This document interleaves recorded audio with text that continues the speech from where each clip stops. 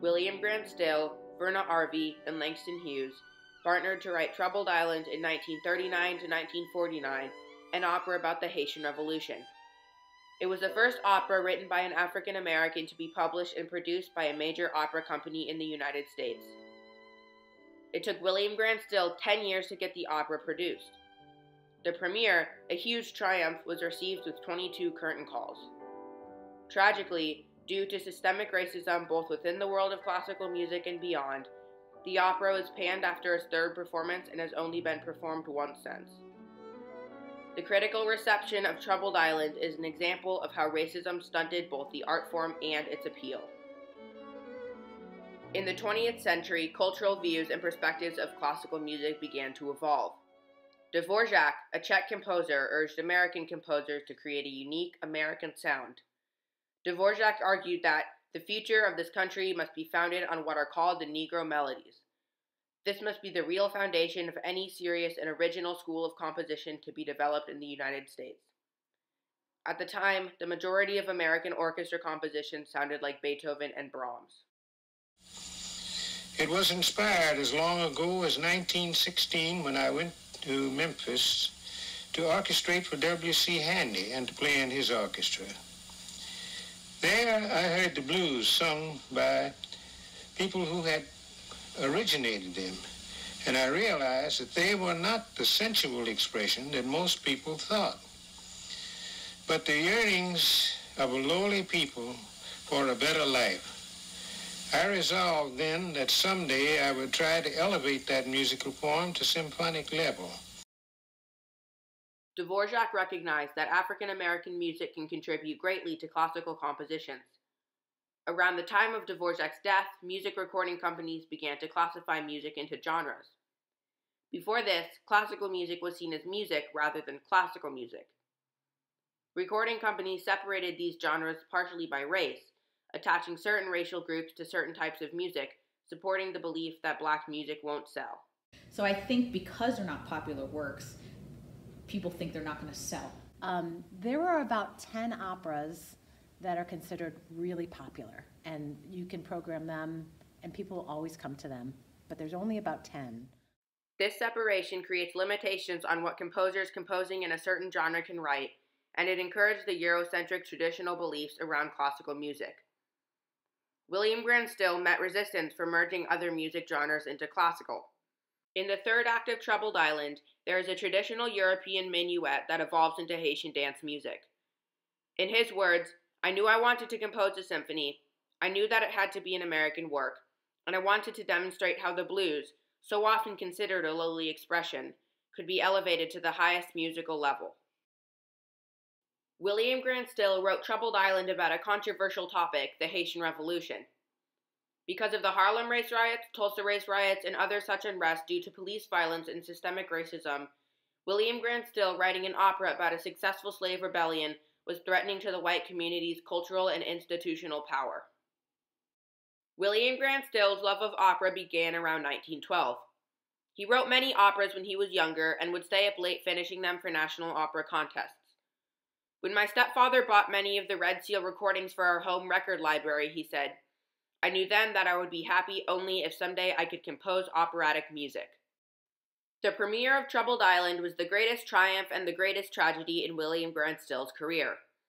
He had entered one of the many territories that was not open to people of color, and the people with power in this field did not want him to succeed in the world of grand opera because he was black. William Grant Still was skilled in the art of writing opera, and critics did not want to acknowledge that a black person could be successful in this field. This is a challenge that people of color continue to experience. So the biggest challenges for me were comments. It was like little things like, well, I've never seen a black girl play the violin at such a high level. You know, things like that, little backhanded compliments. Or things like,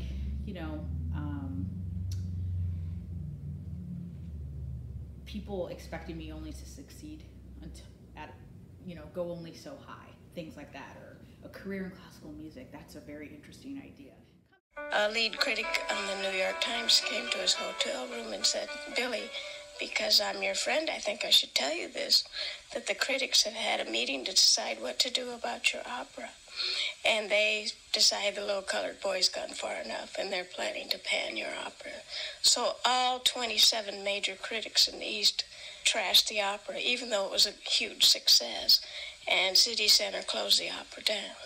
Not only after that could my father not get any recordings, but he couldn't get any more major performances of his music at all. So until his death, from that point on till his death, he was lost. He was not heard of. He could not get recordings. He couldn't get performances. He would have died in poverty had it not been for ASCAP, who sent him money, even though he wasn't getting any performances. William Grant Still thought the premiere of Troubled Island would earn him greater respect among audiences and critics, but the opposite happened. The critics, using systems of white supremacy, denied the opera's success and destroyed his dreams of becoming a serious opera composer. His dream deferred became a dream denied. Considered the dean of African American composers, William Grant Still had a big impact on American music.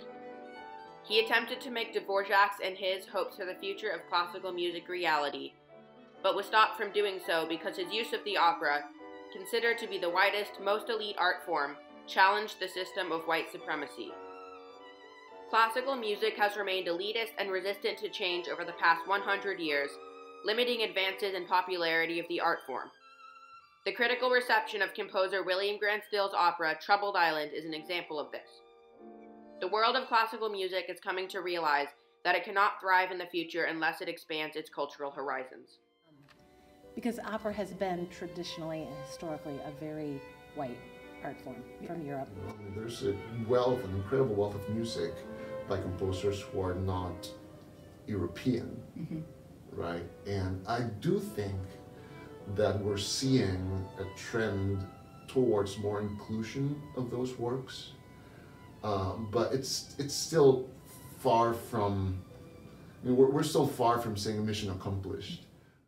Today, organizations like MYS and Bravo Youth Orchestras are working toward access and equity in the classical music community. They strive to break the stigma that classical music is only for the white and wealthy. There's a stigma of classical music that it's only for like high class. One of the reasons why I was attracted to the Metropolitan Youth Symphony in the first place is that access and equity are at the core of the mission of MYS. And at MYS, we take very specific steps towards inclusion and access through our programs. The opera world is very conscious of how elitist it has been over the years. We've done it to ourselves, and now this generation of opera administrators is trying to fix the problem and help people see that opera, when it first started, was for the people.